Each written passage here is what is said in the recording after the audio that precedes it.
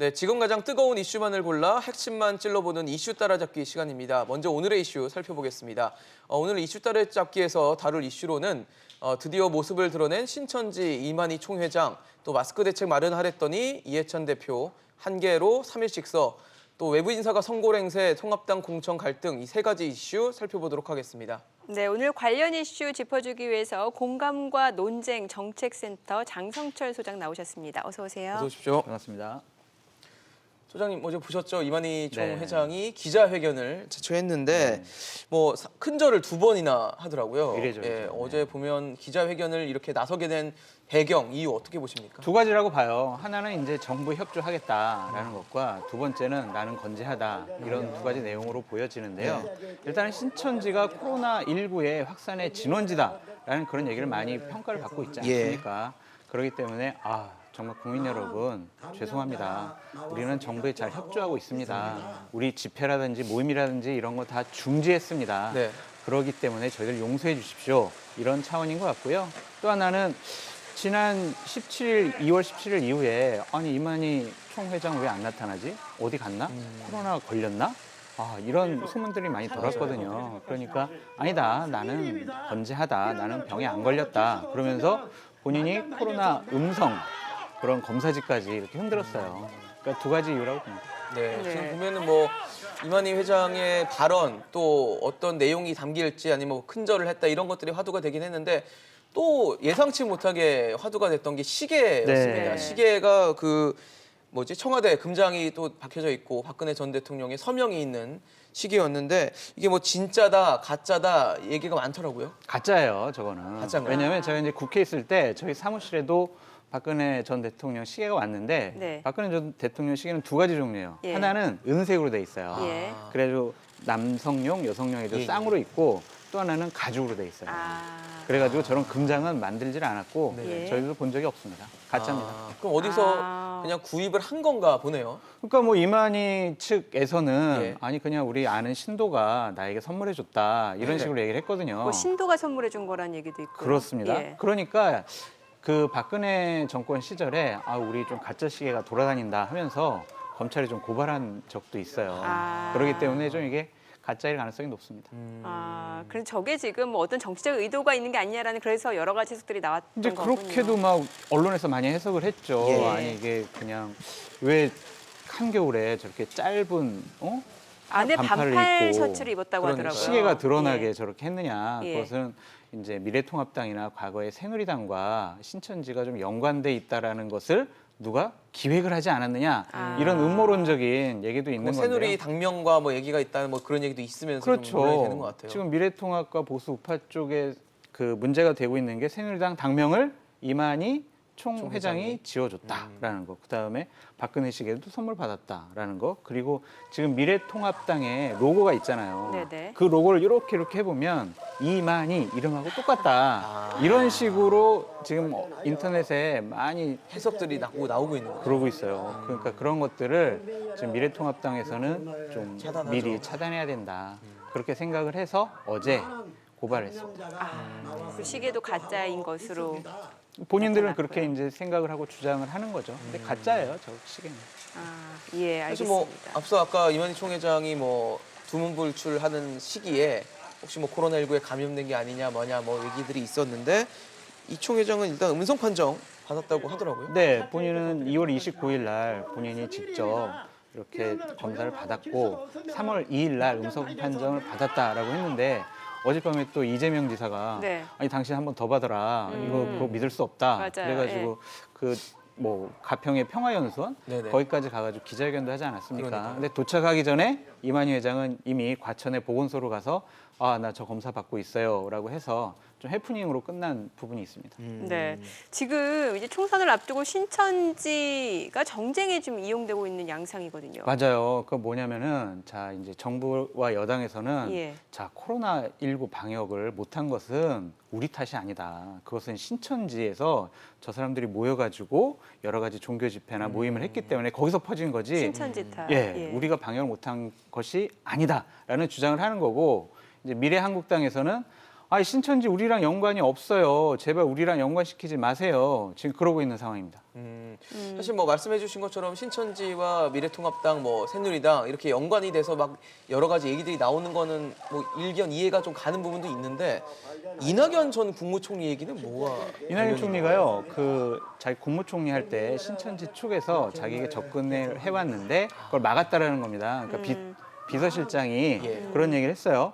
자, 내 페북에다가 나 이렇게 신천지 쪽의 사람들로부터 문자를 받았다. 자기네들은 뭐 세계 평화, 예. 남북 통일을 하는 민간 단체인데 우리 총리님 만나 뵙고 좀 여러 가지 좋은 말씀을 드리겠다. 네. 이렇게 제언을 한 거예요. 아. 그랬는데 이 정운현 전 이낙연 총리 비서실장이 비서실장. 예. 이거 아무리 생각해도 좀 이상하다. 그래서 알아봤더니 이 사람들 신천지 쪽 사람들이다라고 해서 자, 우리는 공식 행사가 아니면 예. 특정 종교 단체 분들을 만나지 않습니다. 라면서 거절을 했대요. 그러니까 저런 것을 페이스북에 올린 것은 저 사람들하고 연관이 안 돼서 너무 다행입니다. 그런 반증이죠. 네. 자, 그리고 박원순 서울시장이 이제 살인죄 등의 혐의로 이제 이만희 총회장을 검찰에 고발을 했습니다. 물론 이제 신천지교회를 중심으로 지금 이제 코로나19 확진자 수가 급증한 건 맞지만 이게 예전에 그 세월호 참사 때처럼 제2의 구원파가 되는 거 아니냐라는 얘기도 있어서 이 박원순 시장이 고발한 내용 이거 어떻게 보세요? 좀 부적절해요. 부적절하다고 보세요. 왜냐하면 정치적인 고발 아니냐, 예. 정치적인 액션이 아니냐 아. 그런 이제 의구심을 받고 있어요. 네. 예. 박원순 시장은 뭘 해야 되냐면요. 2015년도 메르스 사태가 확산되고 있을 때쯤에서 갑자기 밤에 기자회견을 했습니다. 그러면서 서울시와 서울시장이 메르스 방역의 총사령관이 되겠다. 이런 식으로 해서 서울 시민과 국민을 좀 안심시켰거든요. 네. 지금 그런 일을 해야지 이분이 미필적 고의에 의한 살인이다. 이런 식으로 이만희 총교주와 12개 지부장들을 고발한 것은 상당히 좀 부적절한 정치적인 리액션이고 쇼가 아니냐. 그런 이제 얘기를 많이 하는 거고요. 네. 결국에는 이렇게 코로나19가 확산된 거에 대한 희생양을 찾으려고 하는 것이 아니냐. 네. 그런 또 의구심을 받아요. 그러니까 제가 박원순 시장의 저러한 모습들이 부적절한 게 뭐냐면 감염법 예방관리법에는요. 예. 행정조치를 위반하면 300만 원 이하의 벌금, 그다음에 정보 제공을 위반을 하면 1,000만 원 이하의 벌금 이런 조항들이 있어요. 네네. 이런 수준으로 고발을 하고 처벌받게 하면 괜찮은데 미필적 고의에 의한 살인 그러게요. 이것은 다른 의미를 갖고 있을 것 같습니다. 네. 오해를 좀 낳게 하는 부분이 네. 있는 것으로 보입니다. 다음 이슈로 좀 넘어가 보도록 하겠습니다. 최근 더불어민주당이 이 각종 발언으로 구설을 일으키고 있는데 또 더불어민주당 이해찬 대표가 또 논란이 될 만한 멘트를 또 했어요. 네. 자신이 마스크 한 개로 3일씩 쓰니까 큰 지장이 예. 없더라. 그러니까 지금 뭐 상황이 좀 마스크 구하기 어렵다라는 것을 간접적으로 좀 인정을 하면서도 어떤 지금 마스크 구하기 어려운 국민들과 서민의 마음을 제대로 읽지 못하는 게 아니냐라는 얘기들이 많이 나왔어요. 지금 국민들이 저 발언 때문에 무척 화내하고 있습니다. 화나죠. 지금 마스크 살려고 4-5시간 동안 줄 그럼요. 서가지고 지금 살려고 하고 있고 그렇게 줄 서서도 마스크를 못 사고 있습니다. 또 사실- 인당 개수 제한도 있고요. 그렇죠. 예. 1인당 5개밖에 못 사게 하는 그리고 거고요. 왜 모이는 것 자체를 요즘에 꺼려 하는데 그럼에도 줄을 나가서 서셔서 지금 마스크를 구하려고 하는 건데 그렇죠. 만약에 거기 어떤 알지 못하는 무감염 확진자가 있으면 또 옮는 거 아니겠습니까? 네네. 그런 두려움을 갖고 지금 마스크를 사러 가는데 여당 당 대표라는 분이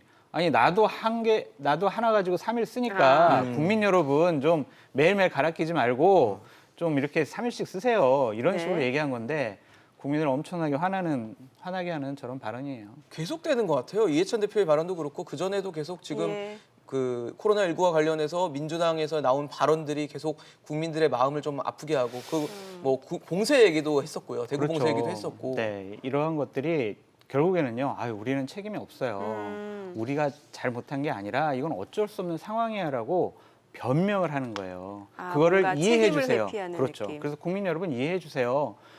저도 여당 당대표인데 마스크 한 가지로 3일 써요. 그러니까 여러분도 좀 이해해달라. 제발 이해해 주세요라고 하는 건데 저는 이 마스크 사태가 이 집권 세력의 가장 무능력한 모습을 보여주는 거라고 생각을 해요. 예. 왜냐하면 며칠 전에 그 홍남기 부총리가 기자회견을 하면서 네. 자, 예. 마스크 걱정하지 마세요. 1,200만 개씩 생산이 됩니다. 네. 수출도 제한하겠습니다. 이런 식으로 얘기를 했는데 똑같은 얘기를 2월 2일 날 이미 했었어요. 예. 그때 홍남기 부총리가 기자회견하면서 자, 저희 하루에 1,000만 개씩 생산됩니다. 그리고 매점 매석 단속할게요. 예. 국민 여러분 걱정하지 마세요. 마스크 충분히 공급하겠습니다. 라고 얘기했는데 23일 지나서 똑같은 얘기를 했고요.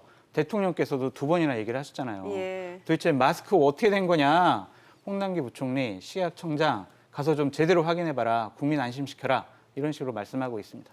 그렇군요. 자, 지금 뭐 국회 대정부 질문에서도 코로나19가 쟁점으로 떠오를 수밖에 없는 상황인데 이게 추경 규모가 20조 원 얘기가 나왔다가 지금 6조 2천억 원으로 지금 정정해서 좀 논란이 일고 있어요. 원래 그 기획재정부에서는 예. 6조 2천억을 하겠다라고 예. 미리 보도 자료를 돌렸어요. 엠버가 맞아요. 걸렸지만. 근데 이제 우리 진영 장관께서 처음 얘기하다 보니까 뭐 헷갈렸는지 아니면 당황하셨는지 그래서 20조. 20조라고 얘기를 하셨는데 예. 지금 총리 같은 경우에는 대구에서 지금 확진을 지휘하고 막기 있죠. 위해서 열심히 노력하고 계시잖아요. 예. 그러니까 대신 정부 대표로 나왔는데 좀 본인이 정부 대표로서의 그런 사명감을 좀 잘못 알지 않았느냐 그런 생각까지 들더라고요. 네.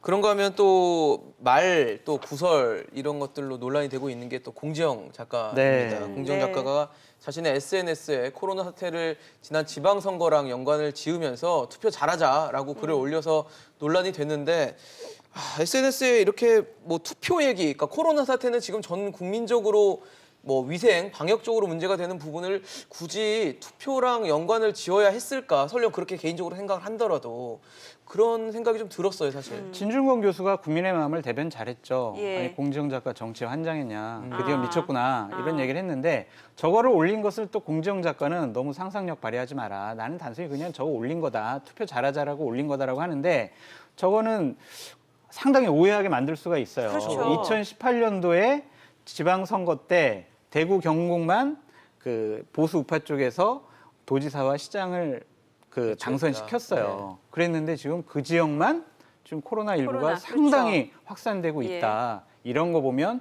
투표 잘해야 된다라고 글을 썼으면 당연히 지금 이 보수 우파 쪽에서 도지사와 시장을 맡고 있는 데라서 네. 저렇게 확진되고 있다. 이런 식으로 오해를 불러일으킬 너무 수가 비약 있죠. 아닌가요? 저분이 소설가라서 그런 것 같습니다. 소설이군요, 그럼 이게. 저분의 말 한마디가 또 파장이 되게 크고 예. 여러 가지 인지도 굉장히 높은 작가잖아요, 그럼요. 공지영 작가는. 그렇죠. 그러니까 확산도 많이 되니까 좀 말 좀 조심했으면 좋겠다 그런 생각이 드네요. 그렇네요, 진짜. 뭐 사실 SNS가 자기 의견과 생각을 올리는 공간은 맞습니다만 자기가 쓴 글이 미치는 영향력을 생각하면은 그런 부분도 간과해서는 안 될 것 같다는 생각도 공지영 들고요. 작가는 예전에 소설을 써서 그렇죠. 많은 국민들에게 감동을 줬잖아요. 예. 그래서 저분들의 말과 행동이 상당히 파장이 커요. 맞아요. 공적인 저런 사명감을 좀 가지셨으면 좋겠다라는 생각이 듭니다. 네. 뭐 이런 논란들 계속 일어나는 상황에서 그 여당에서나 정부에서는 좀 민심 달래기 해야 되는 거 아닌가 싶어요. 계속 뭐 다치기만 하면 어떻게 해요, 이걸. 계속 다치기만 말실수도 많이 하는데. 나오고. 근데요, 예. 지금 이 정권이 저는 좀 무능력하다고 생각이 드는 게 뭐냐면 마스크 하나 해결 못 하고 있잖아요. 예. 지금 한 달째 마스크 네. 때문에 국민들 너무나 고통스러워하고 예. 공포감이 휩싸여 있어요. 네. 왜냐하면 계속 방송 나오지 않습니까? 자, 코로나19 감염 막기 위해서 마스크 꼭 쓰세요라고 하는데 근데 구하기가 마스크를 힘들어요. 구할 수가 없어요. 예. 그런 것과 대구에서는요, 지금 사망자가 계속 나오고 있는데 병원에 못 가고 자택에 격리된 분들이 예. 사망자가 나오고 있어요. 네. 그 마음이 어떻겠어요? 나는 병에 걸렸는데 병원에 가지도 못해서 우리 부모님 돌아가셨다. 이렇게 생각하는 자식들의 마음은 어떻겠습니까? 그렇죠. 그걸 아무리 달랜다고 해도 그 마음을 달랠 수가 있겠습니까? 지금 영상이 나오는 걸 보셨을지 모르겠어요. 정부나 여당에서 저렇게 길게 줄을 서가면서 지금 뭐 우산까지 들면서 계속 기다려서 어떻게든 한 장이라도 더 받아보겠다고 받아서 좀 가족들도 우리 지인들을 지켜보겠다는 마음에서 하는 건데 이런 발언들이 계속 나오다 보니까 국민들이 안 다칠 수 없을 것 같아요. 오죽하면은 그 정부 여당이나 청와대 관계자분들 직접 한번 구입해서 써보라고 꼭 그랬으면 나눠주는 좋겠어요. 거 쓰지 그러니까요. 말고 줄 서서 예. 한번 받아보면 맞아요. 조금은 느낄 수 있지 않을까 싶기도 해요. 그렇게 걱정 없다고 얘기하는 홍남기 부총리 기자회견하면서 울먹거리지 마시고요. 일단 한번 나가보시라고 얘기하고 싶어요. 어떠한 의전 없이 본인이 한번 본인 직접. 동네에 예. 우체국이나 아니면 하나로마트 가서 줄 서서 한번 사보시라고 예. 현장 체험을 해보시라. 예. 좀 그렇게 말씀드리고 싶어요. 네. 자, 이번에는 저희가 미래통합당 공천 관련 소식을 좀 알아볼게요. 미래통합당 공천 결과가 지금 하나둘 발표되면서 갈등도 커지고 있는 양상인데 뭐 성골이니 육두품인 이런 단어까지 등장을 했습니다. 이번 반발 김영호 공관위를 흔들 정도가 될 거라고 보세요. 어떻게 이제 시작이에요. 아, 이제 남았죠. 시작이다. 예. 이제 대구, 경북, 부산, 경남 공천을 하려고 하는데 그렇죠. 거기에 뭐 50%를 바꾼다, 90%를 바꾼다 이런 소문들이 많아요. 예. 그렇기 때문에 지금은 되게 개별적인 의원들의 개별적인 반발이 진행되고 있지만 TK나 PK에서 현역 의원들이 기본적으로 공천을 못 받는 상황이 오게 되면 그분들이 연합을 해서 네. 집단적인 반발로 나올 수가 있어요. 예. 그런 부분이 하나 좀 우려가 되는 거고요. 네. 또 하나는 김영호 위원장이 너무 전략과 우선 공천을 남발하고 있어요. 그러니까 지역에서 지난 1년 6개월 동안 당협위원장을 하면서 지역을 닦아온 사람들, 황교안 대표가 광화문에서 장애 집회를 한다고 했을 때 추우나 더우나 당원들과 함께 거리 투쟁을 했던 사람들을 경선도 붙여주지 않고 그냥 잘라버리고 예. 단독 공천을 해버렸어요. 그런 거에 대한 반발감이 있고요. 김영호 위원장이 공정하고 이기는 공천을 하겠다고 하셨는데 네. 본인의 측근을 너무 챙기는 것이 아니냐 아. 그러한 오해도 지금 받고 있습니다. 그렇죠. 네, 뭐 또 다른 논란이 되고 있는 지역이 경남 양산을 지역이에요. 지금 홍준표 전 대표가 일단 공천을 신청해 놓은 지역인데 공관위는 여기다 추가 신청받겠다고 하면서 홍 전 대표가 혹시 이제 컷오프 되는 거 아니냐 아니면 이걸 넘어서 컷오프 될 경우에는 뭐 무소속으로 무소속 나오는 거 출마. 아니냐 여러 예. 가지 전망들이 나와요. 홍준표 전 대표는 두 가지를 얘기했죠. 나는 양산 출마 아니면 그냥 뭐 정계원퇴 해버리겠다. 뭐 그런 식으로 얘기를 했는데 예. 저건 좀 너무 그 공관위가 무리하는 것 같아요. 그러니까 예를 들면은 고향에서 출마하겠다는 것도 아니고 양산을이라는 지역이 되게 어려운 범지라고 지역인데 하죠. 거기까지 가서 출마하겠다고 한 분에게 자 다시 추가 공모를 통해서 다른 후보에 경쟁 붙이겠다는 예, 거예요. 경쟁 붙이겠다는 것 자체가 상당히 모욕감을 주는 거고 저거는 어떠한 공정한 경선을 통해서 후보를 정하겠다는 게 아니라 다른 정치적인 의도가 있는 것이 아니냐 그런 오해를 받고 있습니다. 그 미래통합당 공관위가 이제 코로나19 확산 때문에 연기됐던 그 TK 지역 공천 면접을 이제 화상으로 진행을 했잖아요. 그런데 이제 사실 TK 물갈이가 한 50%는 진행될 거다 이렇게 했습니다만 아직은 그 수준에 못 미치고 있어요. 그렇죠. 근데요, 얘기 들으셨는지 모르겠지만 대략 TK의 30여 명의 예. 의원들 중에서 예. 2명만 전화를 안 받았대요. 아. 나머지 의원들은 다 당신 이번에 불출마하고 대승적으로 좀 결심해라 네. 라고 했는데 지금 TK에 있는 의원들 같은 경우에는 상당히 지금 눈치를 보고 있어요. 다른 사람이 불출마하면 그래 나는 불출마 안 해도 되겠지 하면서 지금 기다리고 있는 건데 결국에는 김영호 공관위원장이 이번 주까지 모든 공천을 마무리하겠다고 했거든요. 예. 앞으로 오늘부터 흥미로운 일들이 많이 벌어질 것 같습니다. 그런가 하면 민주당 경선도 좀 주목받고 있습니다. 민주당 보면 결과가 지금 청와대 출신 10명 가운데 7명이 경선을 통과하면서 뭐 일종의 청와대 프리미엄이 붙은 거 아니냐라는 해석들도 나오더라고요. 보니까. 당연히 프리미엄이 있죠. 왜냐하면 청와대 출신들 대부분이 경선이나 단독 공천을 받았고 경선에서 떨어진 사람은 4명밖에 안 돼요. 그렇기 때문에 이게 경선 승률이 상당히 높고요. 저거는 양정철 민주연구원장이 처음에 청와대 인사들 절대로 뭐 특혜 꿈꾸지 마라 이런 식으로 얘기했는데 결과론적으로 보면 상당한 특혜를 받았구나라는 생각을 할 느낌들이 수밖에 있죠. 없어요. 근데 저거는 왜 그러냐면요. 권리당원 문재인 대통령을 상당히 강력하게 지지하고 있지 않습니까? 네. 그분들이 청와대 출신이다 그러면 예. 여론조사에서 몰표를 던질 가능성이 많아요. 그렇기 때문에 예견된 결과다. 그렇게 말씀드리고 싶습니다. 예, 알겠습니다. 오늘 이슈 따라잡기 공감과 논쟁 정책센터 장성철 소장과 알아봤습니다. 잘 들었습니다. 고맙습니다. 감사합니다.